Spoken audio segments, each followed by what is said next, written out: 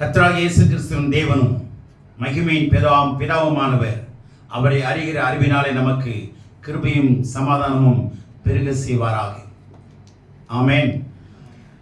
இந்த முதல் ஓய்வு நாளிலே, இந்த மாதத்தினுடைய முதல் ஓய்வு நாளிலே தேவன் நம்மை சுகத்தோடும் பலத்தோடும் ஆசீர்வாதத்தோடும் நம்மை அவருடைய சன்னிதானத்திலே கொண்டு வந்த தேவனுக்கு ஸ்தோத்திரத்தை செலுத்துகிறேன்.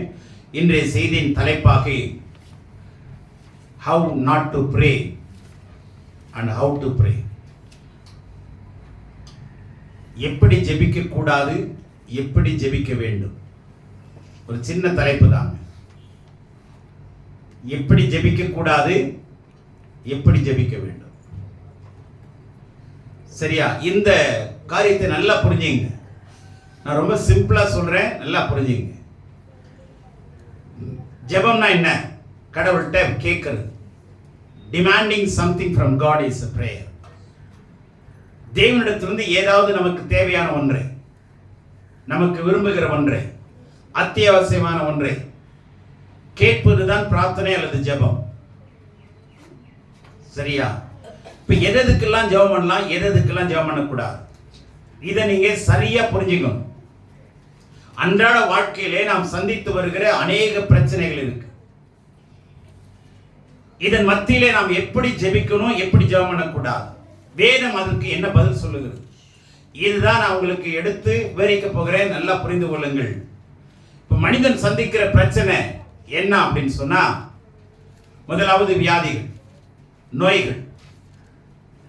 இரண்டாவது பொருளாதார பிரச்சனை, குறைவு, அல்லது பிசாசின் பிடியில் இருக்கிற போராட்டம், அதற்கு இணையான மந்திரம், பில்லி சூனியம், அதுக்கப்புறம் பண தேவைகள், நம்முடைய வசதி வாய்ப்புகள், ஐஸ்வர்யம். இதெல்லாம் நமக்கு தேவையா இல்லையா? வியாதிக்கு சுகம் தேவை, பொருளாதாரத்துக்கு வழி தேவை, பிசாசின் பிடி, மந்திரம், பில்லி சூனியம், இது எல்லாவற்றிலும் விடுதலை தேவை, பண தேவைகள் சந்திக்கப்படணும், நமக்கு ஐஸ்வர்யமும் கனமும் உண்டாகும். இதுதான் நமக்கு வேண்டியது, மனுஷனுக்கு வேண்டியது. இதெல்லாம் இருக்கு இல்லையா? அப்ப இதெல்லாம் கவனிங்க. இதுக்கு வேற என்ன சொல்லுங்கிறது சுருக்கமா சொல்றேன். மத்தேயு சுவிசேஷம் 6ஆம் அதிகாரம் 32ஆம் வசனத்தை வாசிங்க. இவைகள் எல்லாம் அஞ்ஞானிகள் நாடி தேடுகிறார்கள், இவைகள் எல்லாம் உங்களுக்கு வேண்டியவைகள் என்று உங்கள் பரமபிதா அறிந்திருக்கிறார். சரி, அதற்கு முன்னதாக 25ஆம் வசனம் வாசிங்க. ஆகையால் எண்ணத்தை உண்போம், எண்ணத்தை குடிப்போம் என்று உங்கள் ஜீவனுக்காகவும், எண்ணத்தை உடுப்போம் என்று உங்கள் சரீரத்துக்காகவும் கவலைப்படாதிருங்கள் என்று உங்களுக்கு சொல்கிறேன். ஆகாரத்தை பார்க்கிலும் ஜீவனும், உடையை பார்க்கிலும் சரீரமும் விசேஷித்தவைகள் அல்லவா? இதை படிச்சுட்டு இப்ப 32 படிங்க. இவைகள் எல்லாம் அஞ்ஞானிகள் நாடி தேடுகிறார்கள், இவைகள் எல்லாம் உங்களுக்கு வேண்டியவைகள் என்று உங்கள் பரமபிதா அறிந்திருக்கிறார். இவைகளெல்லாம் உங்களுக்கு வேண்டியவைகள் என்று உங்கள் பரமபிதா அறிந்திருக்கிறார். இவைகளெல்லாம் உங்கள் சரீரத்துக்கு உடை, உங்களுடைய ஜீவனுக்கு ஆகாரம், நீங்க தங்கி இருக்க வேண்டிய இடம், உறைவிடம், இது எல்லாமே உங்களுக்கு தேவை என்று உங்கள் பரமபிதா அறிந்திருக்கிறார். ஆனா இதையெல்லாம் யாரு தேடுகிறார்கள்? அஞ்ஞானிகள்னா யாரு? ஆண்டவரை அறியாதவர்கள், ஆண்டவரை அறியாதவர்கள். இப்போ இவைகள் எல்லாம் நமக்கு தேவை என்று கடவுள் அறிந்திருக்கிறார். உண்மையா இல்லையா? அறிந்திருக்கிறார். இப்போ இதுக்காக நாம ஜெபம் பண்ணணுமா இல்லையா? ஜெபம் பண்ணணுமா இல்லையா?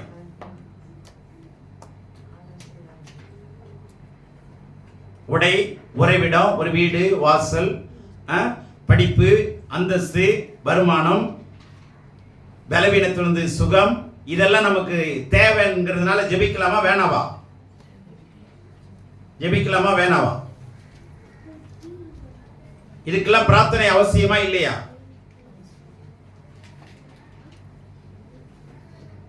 தெளிவா சொல்றாரு பாருங்க, இவைகளெல்லாம் அஞ்ஞானிகள் தேடுகிறார்கள். இதை பத்தி அவங்க கவலைப்பட்டு இருக்கிறாங்க. இதை குறித்து நீங்கள் கவலைப்படாதிருங்கள். 25 வசனம் தெளிவா சொல்லுது. இந்த அதிகாரத்தை நான் ஸ்லேட்ல 9வது 10வது படிக்கும் போது ஸ்லேட்ல தான், அப்போ ஸ்லேட்டும் அந்த பல்பமும் இதை வச்சு எழுதி எழுதி மனப்பாடமா எழுதி நான் பார்த்துருக்கிறேன். கவலைப்படாதிருங்கள், இதையெல்லாம் உங்களுக்கு தேவை என்று உங்கள் பரமபிதா அறிந்திருக்கிறார். அப்ப இதெல்லாம் எப்ப கொடுப்பாருங்கிறது நல்லா புரிஞ்சுங்க. இது உங்களுக்கு தேவைதான். தகப்பனுக்கு தெரியும், தாய்க்கு தெரியும் பிள்ளைக்கு இது கொடுக்கணும் அப்படின்னு. எப்ப கொடுக்கணும்னு அவங்களுக்கு தெரியும். தெரியுமா தெரியாதா? தெரியும். அப்போ அவர் சொல்றாரு, பொல்லாதவர்களாகி நீங்களே உங்கள் பிள்ளைகளுக்கு நல்ல ஈவுகளை கொடுக்க அறிந்திருக்கும் போது பரலோகத்தில் இருக்கிற பிதா தம்மிடத்தில் வேண்டிக் கொள்வர்களுக்கு நன்மையான கொடுப்பது. சரி, இப்போ ஜெபம் பண்ணுங்கன்னு வேதம் சொல்லுது, சரியா? இப்போ நமக்கு நல்லா தெரியும், யோவான் 14:14, என் நாமத்தினால எதை கேட்டாலும் நான் உங்களுக்கு தருவேன். மத்திய 7ஆம் அதிகாரத்தில் சொல்றாரு, கேளுங்கள் தரப்படும், தேடுங்கள் கண்டடைவீர்கள், தட்டுங்கள் கிடைக்கும். கேட்க சொல்றாருல, இதை வச்சு நம்ம என்ன பண்றோம்? 1 யோவான் 5:14 இருக்கு, எதை கேட்டாலும் தேவனுடைய சித்தத்தின்படி எதை கேட்டாலும் அவர் உங்களுக்கு தந்தருளுவார்.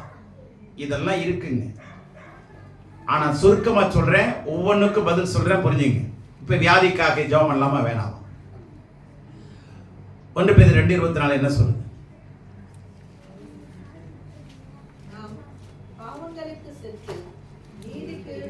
இருக்கும்படிக்கு அவர் தாமே தமது சரீரத்திலே நம்முடைய பாவங்களை சிலுவையின் மேல் சுமந்தார், அவருடைய தழும்புகளால் குணமானீர்கள். நல்ல கவனிங்க. இப்ப வியாதிகள், all manner of sickness, all manner of diseases was carried away on the cross on his own body in our stead. நமக்கு பதிலா நம்முடைய பாவங்களை, எல்லா பாவங்களும், அதாவது வியாதிகளையும் நோய்களையும் அதற்கான வலிகளையும் ஆண்டவர் தமது சரீரத்திலே நமக்கு பதிலாக சுமந்து தீர்த்தார், அவருடைய தழும்புகளினாலே. இப்ப என்ன சொல்றாரு? உங்களுடைய எல்லா விதமான வலிகளையும் வேதனைகளையும் வியாதிகளையும் நான் சுமந்துட்டேன், என்னுடைய தழும்பினாலே சுகம் ஆனீர்கள்னு சொல்லிட்டாரா? இப்ப நாம இதுக்கு ஜெபம் பண்ணணுமா? தேவையில்லை. அப்ப என்ன பண்ணணும்னா, ஆண்டவரே இந்த வியாதியெல்லாம் நீங்க சுமந்துட்டீங்க, நான் சுமக்க மாட்டேன், நான் சுமக்க மாட்டேன். கடன் வாங்கினதை கடவுள் கொடுத்துட்டாரு, இல்ல இன்னொருத்தர் கொடுத்துட்டாரு. இப்ப நீங்க கடன்காரனா? இல்லவே இல்லை. இல்ல இல்ல, உங்க கடன் கொடுக்கப்பட்டாச்சு, எனக்கு தேவையில்லைங்க, நீங்களே எனக்கு கொடுக்காதீங்கன்னு சொல்லிட்டாங்க. அப்போ நம்ம கடன் இருந்து விடுவிக்கப்பட்டோமா இல்லையா? இப்ப மறுபடியும் அவன் ஏமாற்ற முறையில நீ வந்து கொடுத்துதான் ஆகணும்னா நம்ம தைரியமா பதில் சொல்லுவோமா இல்லையா? அததான் தைரியமா பதில் சொல்லணும். வியாதியே, நான் ஆண்டவரால் இரத்தத்தினால் மீட்கப்பட்டவன், நான் ஆக்கி இருக்கிறாரு, நான் சுகமாக்கப்பட்டுட்டேன், நீ கொண்டாந்து வைக்கிற சரக்கு நான் ஏத்துக்க மாட்டேன், வெளியே போ. இப்ப இதுக்கு என்ன தேவையில்லை? ஜெபம் தேவையில்லையா?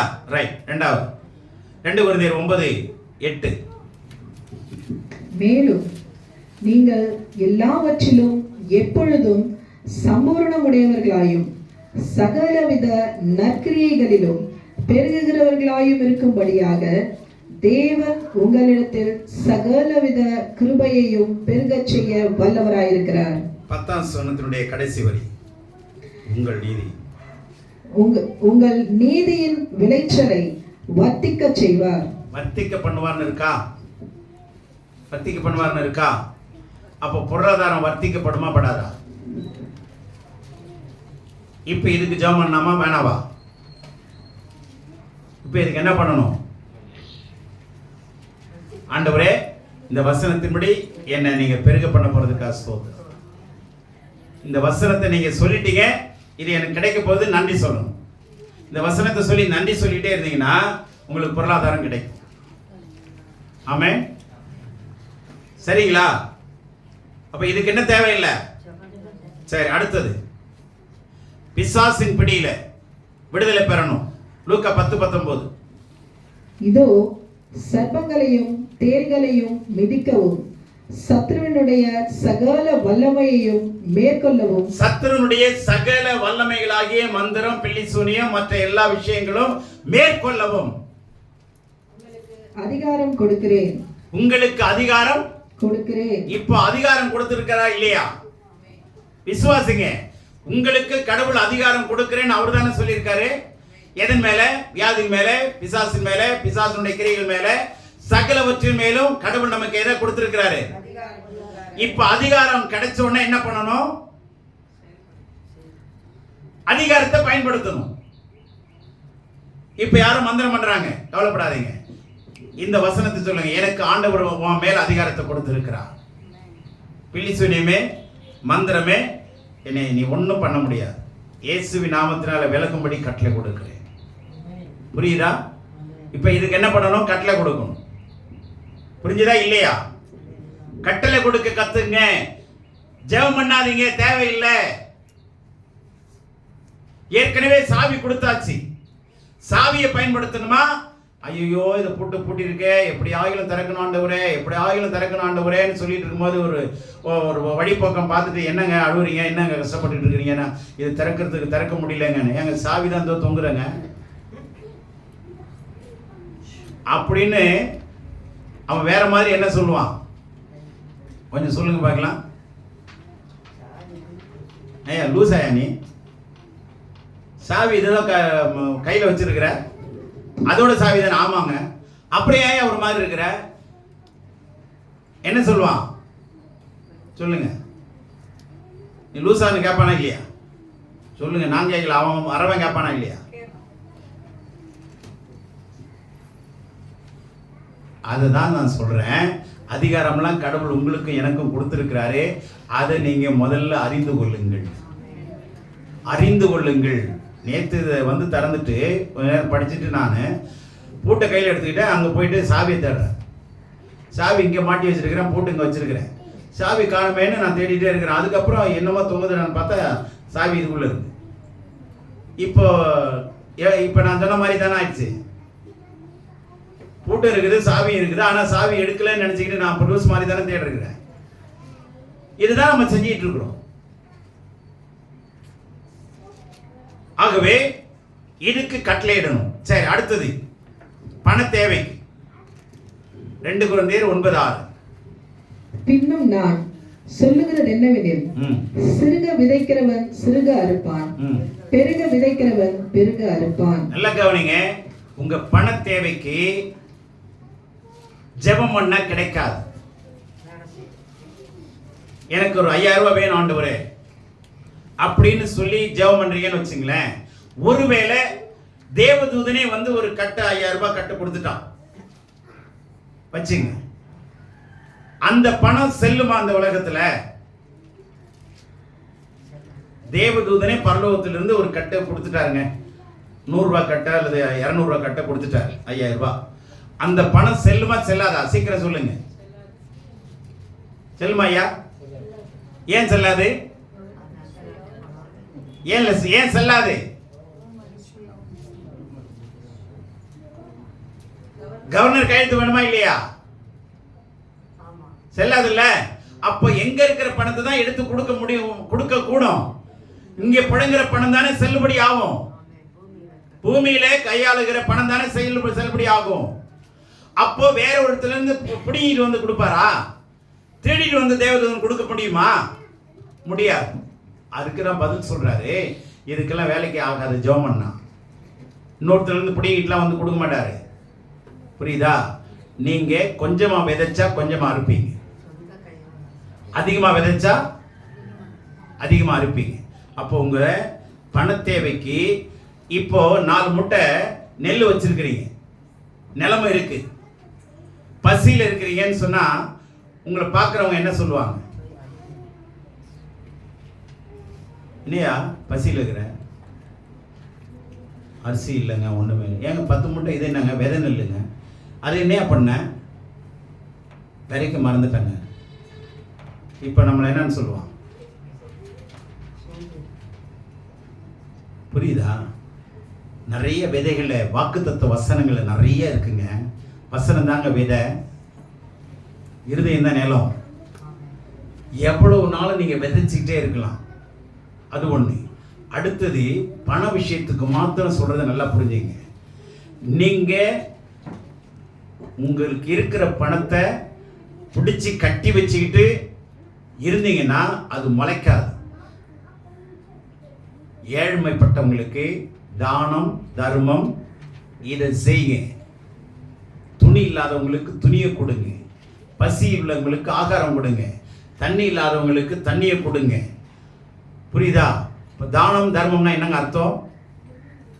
தர்மம்னா என்ன? தர்மம்னா என்ன? இல்லாதவங்களுக்கு கொடுக்கிறது தர்மம். சரியா? தானம்ங்கிறது என்னன்னா கேட்காமலேயே நம்ம அறிந்து கொடுக்கிறது தானம். எத்தனை பேருக்கு புரியுது? கேட்டு கொடுக்கிறது தர்மம். யா கொடுக்கிறது தர்மம். ஆனா அவங்க நிலைமையை அறிஞ்சு உடனே ஓடி போய் கொடுக்கிறது தான் என்னது? தானம். இப்போ புரியுதா? இதுல நீங்க அதிகமா ஈடுபடணும். ஒண்ணு, துணி இல்லாதவங்களுக்கு துணியை கொடுங்க. பீரோவில் அடிக்கி அடிக்கி அடிக்கி நம்ம வச்சுக்கிட்டு இருக்கிறோம். இல்லாதவங்களுக்கு கொடுங்க. அடுத்தது கடவுளுடைய வேலைக்கு, கடவுளுடைய வேலை சுவிசேஷ பிரபல்யம் ஆகணும். சபையில ஜனங்கள் ஆசீர்வதிக்கப்படணும். அதுக்கு நாம என்ன பண்ணணும்? காணிக்கையை கொடுக்கிறோம், தசமாவத்தை கொடுக்கிறோம். காணிக்கைங்கிறது என்ன? தசமாவனா என்ன? நல்லா புரிஞ்சுங்க. தசம பாகங்கிறது விதை நெல். அடுத்த வருஷத்துக்கு இந்த வருஷம் விதைச்சாதான் என்ன பண்ணோம்? அடுத்த வருஷம் அறுக்க முடியும். 5 மூட்டை விதைச்சா 50 மூட்டை அறுக்கலாம். 10 மூட்டை அறுத்தா 100 மூட்டை. 10 மூட்டை விதைச்சா ப்ரொபோர்ஷனேட்டா அதிகமாகும் இல்லையா? அப்ப அதுதான் சொல்றாரு, நீங்க விதைங்க. விதை நெல் தான் தசமபாகம். நீங்க காணிக்கை கொடுக்கிறது எது தெரியுமா? அறுத்து கொண்டு வரீங்க பார்த்தீங்களா? 100 மூட்டை அறுத்து எடுத்துட்டு வரீங்களே, அது வரவங்க போறவங்களுக்கு ஒரு 5 படி 4 படி 1 மூட்டை 2 மூட்டைன்னு தான தர்மம் பண்ணு பார்த்தீங்களா? அதுதான் காணிக்கை. தசமம் வாங்குறது சபையில கொண்டாந்து கொடுக்கப்படுகிற விதை நெல். புரிஞ்சதா? விதை நெல். நீங்க கொடுக்காம விதைக்காம அறுக்கவே முடியாதுங்க. தசம்னா 10. சரியா? 10ல் ஒரு பாகம். நீங்க 10ல் ஒரு பாகம் இல்லை, 2 பாகம் இல்லை, 4 பாகம் இல்லை. கடவுளுக்கு நீங்க எவ்வளவு விதைச்சாலும் அது கண்டிப்பா 100 மடங்கு ஆண்டவர் அறுக்க செய்வா. ஆமே? புரிஞ்சதா இல்லையா? நீங்க உங்களுடைய சம்பாத்தியத்துல நீங்க ஆசீர்வதிக்கப்படணும்னா கடவுள் என்ன சொல்லி கட்டளைன்னா நீங்க அந்த காரியத்துல செயல்படுங்க. விதைங்க. உங்க காசை என்ன பண்ணுங்க? விதைங்க. தசமாவனா என்னன்னு தெரியுதா? 100 ரூபாயில 10 ரூபாய். இதை கட்டாயமா நீங்க கொடுக்கணும்னு தேவனுடைய திட்டம் இருக்கு. ஏன்னா 23 மத்தேயை படிச்சு பார்த்தீங்கன்னா நீங்க உங்களுடைய சீரகத்துல வெந்தயத்துல எல்லாத்திலுமே தசமபாகம் கொடுக்குறீங்க, 10ல் ஒரு பங்கு கொடுக்குறீங்க. ஆனா விசேஷமாகிய இரக்கத்தையும் விசுவாசத்தையும் அன்பையும் விட்டுட்டீங்களே. நீதியையும் விசுவாசத்தையும் அன்பையும் விட்டுறாம இதையும் செய்யணும், அதையும் விடாதிருக்கணும். ரெண்டுமே செய்யணும். எல்லாம் புரிஞ்சுங்க. எந்த அளவு விதைக்கிறீங்களோ அந்த அளவு அறுப்பீங்க. எத்தனை பேருக்கு புரிஞ்சு? கடவுளுடைய சன்னிதானத்தில் எவ்வளவு விதைக்கிறீங்களோ அவ்வளவு அறுப்பீங்க. ஆனா எதையுமே விதைக்கல, சுயநலத்துக்காக மாத்திரம் தான் நான் வச்சிருக்கிறேன்னா கண்டிப்பா இது எங்க போகும்னா போக வேண்டிய இடத்துக்கு போயிடும். கரெக்டா போயிடும். அப்ப நம்ம வருத்தப்பட்டு பிரயோஜனம் இல்லை. ஆகவே பண விஷயத்துக்கு மாத்திரம் விதைச்சாதாங்க அறுக்க முடியும். அதை நான் கத்துக்கிட்ட பிற்பாடு நிறைய விதைக்கணுங்கிற எண்ணத்தை நான் கொண்டு வந்தேன். விதைக்கணும் விதைக்கணும், கொடுக்கணும் கொடுக்கணும். வாங்குறதை பார்க்கிலும் கொடுப்பது பாக்கி. வாங்குறதை பார்க்கிலும். ஏன்னா எதையுமே நம்ம சம்பாதிச்சு என்ன பண்ண போறது இல்லை, எதையுமே என்ன பண்ண போறது இல்லை, கொண்டு போறது இல்லை. அண்ணா கயிறு கூட நம்ம கூட வராது, அதையும் அறுத்துட்டு தான் விட்டுருவான். புரியுதா உங்களுக்கு? நிர்வாணியா வந்தோம் நிர்வாணியா போறோம்.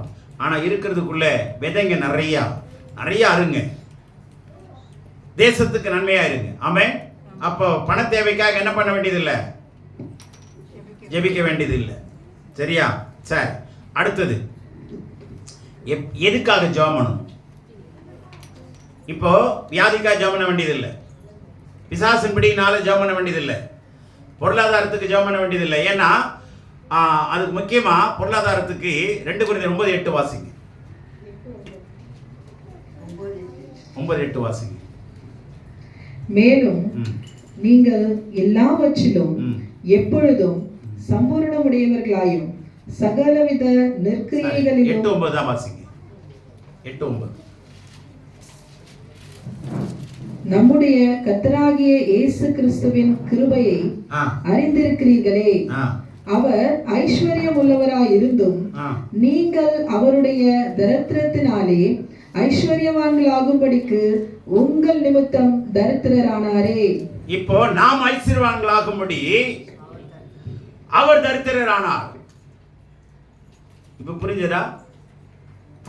நாம் ஐஸ்வர்யவான்களாகும்படி அவர் சிலுவையிலே என்ன பண்ணாரு? தரித்திரரானார். அப்போ நீங்க என்ன சொல்லணும்? கிளைம் பண்ணணும். ஆண்டவரே, நான் ஐஸ்வர்யம் ஆகும்படி நீ தரித்திரரானி. ஆகவே நான் தரித்திரனா இருக்கக்கூடாது என்பது உம்முடைய சித்தம்.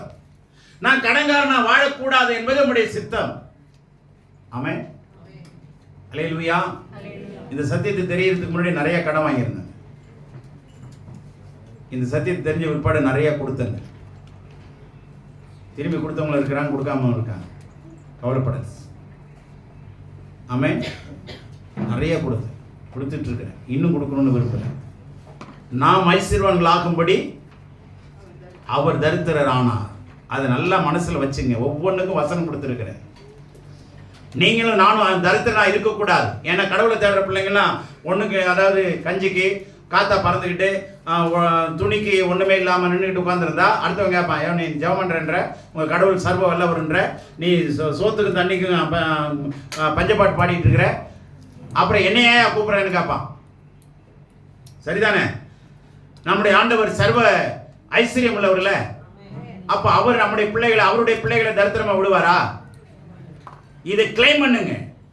புரிஞ்சதா நான் சொல்றது? இந்த வசனம்னா என்ன பண்ணணும்? நான் ஐஸ்வர்யன் ஆகும்படி நீர் தரித்திரரானாய். நான் கடன்காரனா இருக்க மாட்டேன். நான் வாங்குறது பாருங்க, கொடுப்பது பாக்கியம். நான் கொடுப்ப ஆண்டவரே, என்னை அப்படி மாத்துங்க. எத்தனை பேர் விசுவாசிக்கிறீங்க? அல்லேலூயா. நம்ம கஷ்டப்படுறோம்னா நம்ம அறியாம இருக்கிறதுனால தாங்க கஷ்டப்படுறோம். விதைக்க தெரியல. என்ன பண்ண தெரியல? விதைக்க தெரியல. டெபாசிட் பண்ண தெரியுது. சீட்டு கட்டுறோம், இதெல்லாம் டெபாசிட் பண்றோமா இல்லையா? ஆனா விதைக்க தெரியல. விதைங்க. புரியுதா? அப்பதான் பொருளாதாரம் உங்களுக்கு உயரும், ஐஸ்வர்யம் உண்டாகும். அடுத்தது எதுக்காக ஜெபிக்கணும் அப்படின்னா, ரோமர் 10:10 வாசிங்க. நீதி உண்டாக இருதயத்திலே விசுவாசிக்கப்படும், ரட்சிப்பு உண்டாக வாயினாலே அறிக்கை பண்ணப்படும். இப்போ நமக்குள்ள இருக்கிற பாவ ஸ்வாபம் இருக்கு பாத்தீங்களா? ஜென்ம ஸ்வாபம், பாவ ஸ்வாபம், கர்ம பாவம் எல்லாம் இருக்கா இல்லையா? ஜென்ம பாவம், கர்ம பாவம்லாம் இருக்கா? ஜென்ம பாவங்கிறது வழி வழியா வருது. கர்ம பாவங்கிறது நம்ம செய்யறது. இந்த பாவத்திலிருந்து விடுதலை அடையணும்னா கடவுள்கிட்ட ஜெபம் பண்ணுங்க. ஆண்டவரே, இந்த பாவம்லாம் எனக்குள்ள இருக்கு, பொருளாசை இருக்கு, விக்கிர ஆராதனை இருக்கு, இச்சைகள் இருக்கு, கண்களின் இச்சை இருக்கு, ஜீவனத்தின் பெருமை இருக்கு, என் குல பெருமை, குடும்ப பெருமை, என் பேர் பெருமை, என் ஊர் பெருமை, என் ஜாதி பெருமை எல்லாம் அழியணும். எல்லாமே அழியணும். ஆண்டவரே, இதை நான் ஒப்பு கொடுக்கிறேன். எனக்கு இந்த பெருமை புத்தி இருக்கு, பெருமையா பேசுற எண்ணம் இருக்கு, என் ஜாதி பெருமை, என் குல பெருமை, இதெல்லாம் பேசிட்டு இருக்கிறேன், என்னை மன்னிச்சிருங்க. இப்படி சொல்லி அறிக்கை இட்டா போதுங்க. ஆண்டவர் இதுல இருந்து விடுதலை ஆக்குங்க. இதுக்காக ஜெபம் பண்ணுங்க, தப்பு இல்லை. புரியுதா? ரெண்டாவது 2 கொரிந்தியர் 10:4 சாரி 2 கொரிந்தியர் 5:17.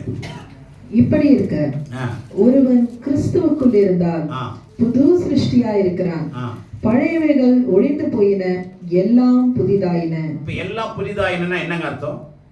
பழையவைகள்லாம் ஒழிந்து போயின, எல்லாம் புதிதாயின. ஒருவன் கிறிஸ்துவுக்குள் இருந்தால், கடவுளுக்குள்ள நான் இருக்கிறேன், கடவுளுடைய பிள்ளையா நான் வாழ்றேன், நான் சபைக்கு போறேன் அப்படின்னு சொன்னா பழையவெல்லாம் ஒழிந்தன என்ன அர்த்தம்?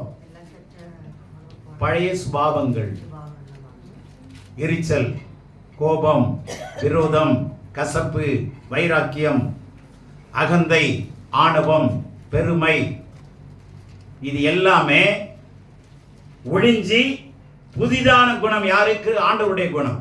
அன்பு, சந்தோஷம், சமாதானம், இச்சை அடக்கம், சாந்தம், பொறுமை, உண்மை, இது எல்லாமே என்ன பண்ணும்? பழையவெல்லாம் ஒழியணும். இதுக்காக ஜெபம் பண்ணுங்க. புரிஞ்சதா? என் சுபாவம் மாறணும் ஆண்டவரே. சொல்லுங்க, என் சுபாவம் மாறணும். எத்தனை பேர் என் சுபாவம் இன்னும் மாறலைங்கிறது நீங்க கை தூக்க வேணாம். என் சுபாவம் மாறி இருக்கா இல்லையான்னு நீங்களே யோசிச்சு பாருங்க. என் சுபாவம் மாறி இருக்கா? எரிச்சல் மாறி இருக்கா? கீழ்ப்படியாமை என்கிட்ட இருக்கா? ஆண்டவரே நான் கீழ்ப்படியறது இல்லை, என்னை மன்னிங்க. ஜெபம் பண்ணு.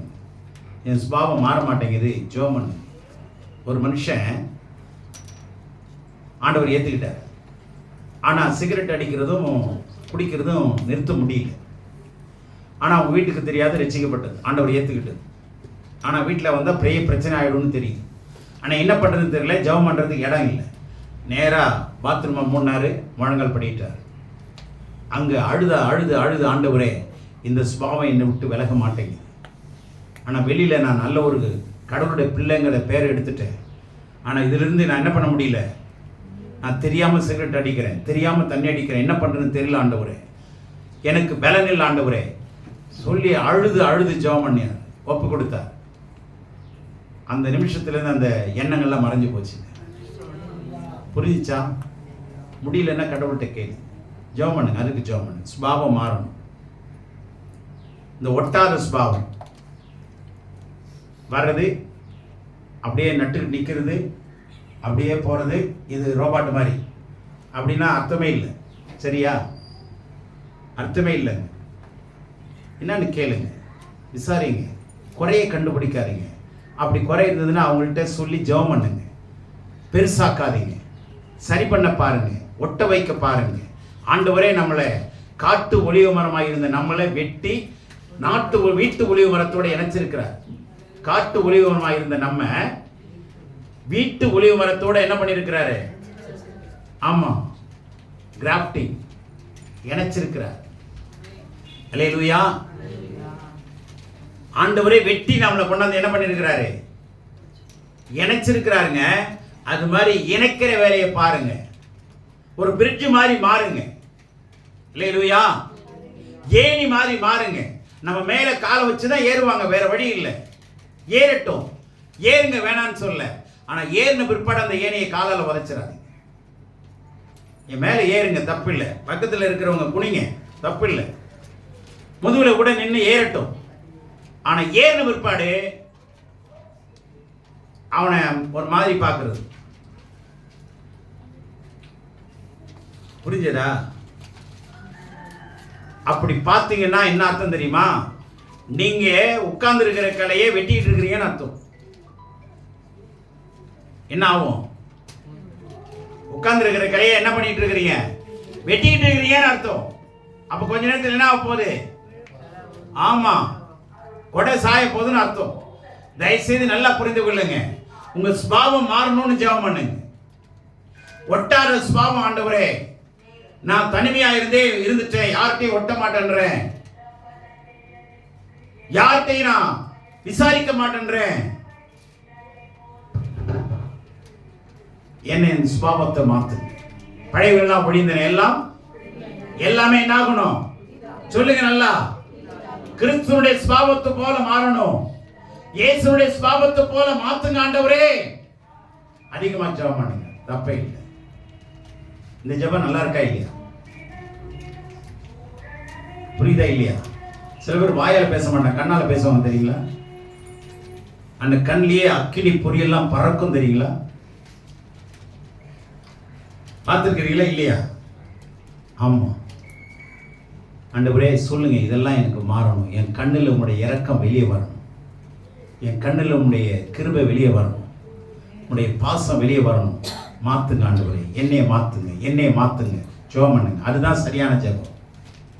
ஆண்டவரே எனக்கு இதை கொடுங்க அதை கொடுங்கன்னு கேட்கறதெல்லாம் அறியாமையினுடைய அறியாமையினுடைய நிலைமைங்க அது. புரிஞ்சதா? சரி, அடுத்தது யாக்கோபு 5:16 முடிவாக. நீங்கள் சொஸ்தமடையும்படிக்கு உங்கள் குற்றங்களை ஒருவருக்கொருவர் அறிக்கையிட்டு ஒருவருக்காக ஒருவர் ஜெபம் பண்ணுங்கள். இப்ப என்ன பண்ணணுமா? இப்ப நான் சொன்ன வியாதிக்காகவோ பொருளாதாரத்துக்கோ பிசாசின் பிடியில மந்திரம் சூனியம் பணத்தோ தோல்விகரமான நிலைமை ஐஸ்வர்யம் இதுக்காக ஜெபம் பண்ண வேண்டிய அவசியம் இல்ல. அந்தந்த வசனத்தை வச்சு கேளுங்க, சொல்லுங்க, நன்றி சொல்லுங்க. ஆமென். உங்களுடைய தன்மையான சுகமாயிட்டேன். டாக்டர் சொல்லியிருக்காரு எனக்கு லங் ப்ராப்ளம் இருக்கு, நான் ஒத்துக்க மாட்டேன் ஆண்டவரே. நீங்க சிலுவையில சுமந்துட்டீங்க, நான் இனிமே ஏத்துக்க மாட்டேன். அதுக்காக நன்றி சொல்றேன். இதுக்கு ஜெபம் தேவையா? ஹார்ட் ப்ராப்ளம் இருக்குதுன்னு டாக்டர் சொல்லிட்டாரு, நான் சரி ஆண்டவரே நான் ஒத்துக்கிறேன். ஆனா அதை ஏற்கனவே நீங்க சுகமாயிட்டீங்க, எனக்கு ஹார்ட் ப்ராப்ளம் இல்லை, அது சுகமாக நான் கட்டளையிடுறேன். பிரார்த்திக்க வேண்டிய அவசியம் இல்லை, கட்டளையிடுங்க. புரிஞ்சதா? புரிஞ்சதா இல்லையா? இது எல்லாத்தையும் வீட்டில் போய் திரும்பி படிச்சு பாருங்க. நீங்க ஒருவருக்காக ஒருவர் ஜெபம் பண்ணுங்க. அதுக்கு பேர் மன்றாட்டு ஜெபம். எத்தனை தடவை வேணாலும் பண்ணலாம். ஆண்டவரே என் பிள்ளை வேலை இல்லாம இருக்காங்க, ஆண்டவரே அந்த குடும்பத்துக்கு வேலை கொடுங்க, நல்ல வேலையை கொடுங்க. நான் ஒவ்வொருத்தருக்கா மன்றாடி நான் ஜெபம் பண்ணிட்டு இருக்கிறேன். பேரை சொல்லி நான் ஜெபம் பண்ணிட்டு இருக்கிறேன். இது கடவுள் அறிவா? போன வாரம் வந்த ராஜ்ய சௌகரிக்காக நான் தொடர்ந்து நான் ஜெபம் பண்ணிட்டு இருக்கிறேன். ஒவ்வொரு பேரை சொல்லி நான் ஜெபம் பண்ணிட்டு இருக்கிறேன். நல்ல கவனிங்க. மற்றவங்களுக்காக நீங்க ஜெபம் பண்ணுங்க. ஒருவருக்காக ஒருவர் என்ன பண்ணணும்? உங்களுக்கே நீங்க பண்ணிட்டு இருந்தீங்கன்னா அதுக்கு பேர் என்ன தெரியுமா? சுயநலம். ஆண்டவரே எனக்கு வீடு எல்லாம் வீட்டு வாசல்லாம் தெரியுங்க, இதெல்லாம் கொடுப்பாரு கொடுக்க மாட்டாரா? எப்ப கொடுப்பார் தெரியுமா? இதெல்லாம் எப்ப கொடுப்பார் தெரியுமா? 6:33 மத்தேயு. அதுதாங்க ரொம்ப முக்கியம். 6:33 தெரியும், ஆனா 32 தெரியாது நமக்கு. அதனாலதான் 32 விளக்குனேன். நீங்க இதுக்கெல்லாம் ஜெபம் பண்ணிட்டு இருந்தீங்கன்னா நீங்க அஞ்ஞானி, விசுவாசியே இல்லைன்னு அர்த்தம். இப்ப எத்தனை பேர் உங்களுக்கு குடும்பத்துக்காக ஜெபம் பண்ணிட்டு இருந்திருக்கீங்க? ஆண்டவரே என் பிள்ளைக்கு நல்ல இடம் கிடைக்கணும், ஆண்டவரே இந்த அதிகாரிகள் என்னை பார்த்த உடனே அவங்க ஏந்திரிச்சு நிக்கணும், ஃபீஸ் எல்லாம் குறைச்சிடணும். இதெல்லாம் நம்ம ஜெபம் பண்றோமா இல்லையா? புரியுதா? நான் சொல்றது விளங்குதா? இதுக்கெல்லாம் நம்ம ஜெபம் பண்றோம். ஆனா 6:33 படிங்க. முதலாவது தேவனுடைய ராஜ்யத்தையும் அவருடைய நீதியையும் தேடுங்கள். அப்பொழுது இவைகள் எல்லாம் உங்களுக்கும் கூட கொடுக்கப்படும். நல்ல கவனிங்க. முதலாவது அந்த வார்த்தையை கவனிங்க. முதலாவது தேவனுடைய ராஜ்யத்தையும் அவருடைய நீதியையும் தேடுங்கள். அப்படின்னா என்ன? தேவனுடைய ராஜ்யம் என்ன தெரியுமா? அவருடைய இப்போ ஒரு ராஜ்யம்னா என்ன? ஒரு வீட்டில் ராஜ்யம்னா என்ன? ஈஸியா புரியும்படியா சொல்லட்டுமா? உங்க வீட்டில் அம்மா ராஜ்யமா ஐயா ராஜ்யமா கேட்பாங்களே இல்லையா? சிதம்பரம் ராஜ்யமா மீனாட்சி ராஜ்யமானு கேட்பான். சிதம்பரம் ராஜ்யம்னா என்ன? ஆம்பளை ராஜ்யம். மீனாட்சி ராஜ்யம்னா அம்மா ராஜ்யம். உங்க வீட்டில் யாரா ராஜ்யம் இருந்துங்க, நான் வேணான்னு சொல்ல. ஐயா ராஜ்யமா இருந்துங்க, அம்மா ராஜ்யமா இருந்துங்க. ஆனா இந்த 2 ராஜ்யமும் வேலைக்கு ஆகாது. கடவுளுடைய ராஜ்யம். இப்ப ராஜ்யம்னா என்ன? அம்மா ராஜ்யம்னு வச்சுங்களேன். என்ன என்ன என்ன அர்த்தம்? ராஜ்யம்னா என்ன? சொன்னா சொல்ல உட்காரணும், ஏந்திரினா ஏந்திரிக்கணும். அப்போ வார்த்தை தான். வார்த்தையும் அதிகாரமும் தானே ஆளுகை. புரியுதா? அப்ப தேவனுடைய ராஜ்யம்னா அவருடைய வார்த்தையும் அவருடைய அதிகாரமும் ஆளுகையும் தான். அப்ப தேவனுடைய ராஜ்யத்தை தேடுங்க, வசனத்தை தேடுங்க, அவருடைய ஆளுகையை விரும்புங்க, அவருடைய கட்டளையை கீழ்ப்படிங்க. ஜெபம் பண்ண தேவையில்லைங்க, கீழ்ப்படிஞ்சாவே சரியாயிடும். தேவனுடைய கட்டளைகளுக்கும் பிரமாணங்களுக்கும் கீழ்ப்படிஞ்சாவே ஆண்டவரை தேடுறது அர்த்தம். புரிஞ்சதா புரியலையா? நீங்க நேரத்துக்கு வரதே ஆண்டவரை தேடுறதாங்க. நேரம் தவறி வந்தா ஆண்டவரை தேடுறதுல அலட்சியம் பண்றீங்கன்னு அர்த்தம். அப்ப ஜெபம் பண்ணி என்ன கிடையாது. நீங்க கட்டளையை கீழ்ப்படியில, வசனத்துக்கு கீழ்ப்படியில அப்படின்னா ஜெபம் பண்றது வேஸ்ட். நீங்க ஜெபம் பண்ண தேவையில்லை, கீழ்ப்படிஞ்சிருங்க, ஆட்டோமேட்டிக்கா ஆண்டவர் என்ன பண்ணுவாரு? இவரெல்லாம் உங்களுக்கு என்ன தருவா? என்ன தருவா? அதிகமா கொடுப்பா, அதிகமா கொடுப்பா. இல்லைன்னா கூடையை தான் கொடுப்பார், கவுத்துக்கிட்டு போக வேண்டியதுதான். விளங்குதா? முதலாவது தேவனுடைய ராஜ்யத்தை தேடுனா கூட கொடுக்கப்படும், தேடலைன்னா கூடை கொடுக்கப்படும். புரிஞ்சதா? சொல்லுங்க நல்லா. முதலாவது தேவனுடைய ராஜ்யத்தை தேடுனா, முதலாவது தேடுனா, நல்ல சத்தமா சொல்லுங்க.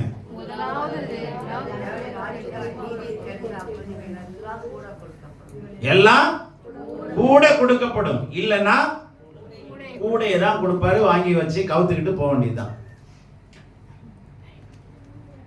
ஆண்டவரா கொடுத்த அப்ப கூட கொடுப்பாரு, நம்மளா தேடிக்கிட்டா குப்பை கூட தான் அம்பிடும். அவரை தேடுங்க, அவருடைய ராஜ்யத்தை தேடுங்க, அவருடைய விருப்பத்தை தேடுங்க, அவருடைய கட்டளை கீழ்ப்படிங்க. சுருக்கமா சொல்றேன், கட்டளைக்கு கீழ்ப்படிங்க. 1 மணி நேரமாவது வீட்டில் ஜெபம் பண்ணுங்க, 1 மணி நேரமாவது தேவனுடைய வார்த்தையை படிங்க. படிக்க தெரியலையா, ஆடியோ பைபிள் வச்சு கேளுங்க. இப்ப நிறைய ஆப் இருக்கு, ஆப்பும் இருக்கு, ஆப்பும் இருக்கு. புரிஞ்சதா? எதை நீங்க தேடிக்கிறீங்களோ தேடிங்க. முதலாவது கடவுளை தேடுங்க. 1/2 மணி நேரமாவது ஜெபம் பண்ணுங்க, 1/2 மணி நேரமாவது பைபிளை படிங்க. பக்கத்தில் பார்த்து சொல்லுங்க, 1/2 மணி நேரமாவது படிங்க, 1/2 மணி நேரமாவது ஜெபம் பண்ணுங்க. பண்றோமா?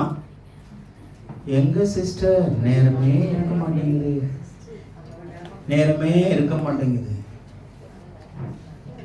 காலையில எழுந்ததும் நைட்டு படுக்கும்போதும் மூச்சு விட கூட நேரம் இல்லைங்க. கடன் வாங்கிறாங்க, மூச்சு விட்டுக்கிட்டு இருக்கிறேன். அதையும் கேட்டால் கடன் வாங்கிடுவான், மூச்சை கூட. தேவனுடைய பிள்ளையே, நேரமே இல்லை.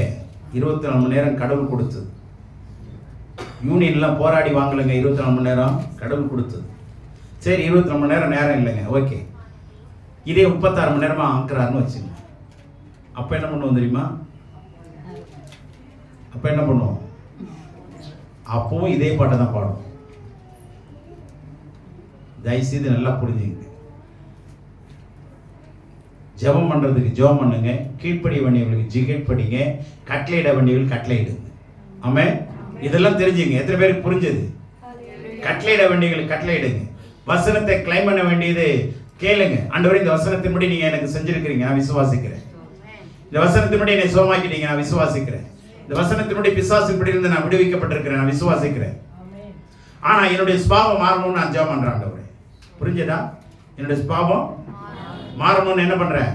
நான் ஜெபம் பண்றேன். ஆண்டவரே, என்னை மாத்துங்க, என் சுபாவம் மாறணும், நான் மாறணும், என் சுபாவம் மாறணும். சொல்லுங்க, நான் மாறணும். நீங்களும் மாறாம, சுபாவம் மாறாம கடவுளை மாத்த ட்ரை பண்ணாதீங்க. கடவுள் நேற்றும் என்றும் மாறாதவர். ஆமே, கடவுள் நேற்றும் என்றும் மாறாதவர். ஆகவே எப்படி ஜெபம் பண்ணணும், எப்படி ஜெபம் பண்ணக்கூடாது, எப்படி ஜெபம் பண்ணணும், எப்படி ஜெபம் பண்ணக்கூடாதுன்னு தயவு செய்து திரும்பி இந்த வசனத்தை, இந்த போதனையை எத்தனை பேர் நீங்க திரும்பி திரும்பி கேட்குறீங்களோ உங்க வாழ்க்கையில வேதனை நீங்கும். சோதனை வரும், ஆனா சாதனையாளராக மாறிடுவீங்க. அல்லேலூயா. எனக்கு நேரம் இல்லைங்கிற மருந்தை நீங்க இந்த வார்த்தையை திரும்பி திரும்பி சொல்லிக்கிட்டே இருந்தீங்கன்னா கடவுள் ஒரு நாள் உங்க ஜெபத்துக்கு அவர் சொல்லுவார், எனக்கு உன் ஜெபத்தை கேட்க நேரம் இல்லை, அருவருப்பா இருக்கும்பார். ஏன்னா நீதிமொழி 28:9 என்ன சொல்லுது? 28:9 வேதத்தை கேளாதபடி தன் செவியை விலக்குறவனுடைய ஜெபம் அருவருப்பான். இப்ப நான் சொன்னதெல்லாம் கேட்காம இந்த காதில் வாங்கி இந்த காதில் விட்டு வழக்கம் போல பாடுற பாட்டை பாடிக்கிட்டே, ஆண்டவரே எனக்கு சுகந்தாங்க, ஆண்டவரே எனக்கு பலந்தாங்க, எனக்கு முட்டி நோவுது, எனக்கு இடுப்பு நோவுது, எனக்கு பித்தம் இருக்கு, எனக்கு வாந்தி வர்ற மாதிரி இருக்கு, தலையை சுத்துற மாதிரி இருக்கு, இதெல்லாம் ஆண்டவரே இதுல இருந்து விடுதலை ஆக்குங்கன்னா கண்டிப்பா ஒத்த தலைவலியா 2 தலைவலியும் வந்துடும். ஜெபம் பண்றதுக்கு ஜெபம் பண்ணுங்க, கட்டளை இடுறதுக்கு கட்டளை இடுங்க, கீழ்ப்படி வேண்டியவர்கள் கீழ்ப்படிங்க. இது 3 தயவு செய்து செய்யுங்க. கட்டளை இடணும், ஜெபம் பண்ணணும், கீழ்ப்படியணும். புரியுதா? இதை நல்லா கவனிச்சுங்க. கர்த்தர் உங்களை ஆசீர்வதிப்பார்.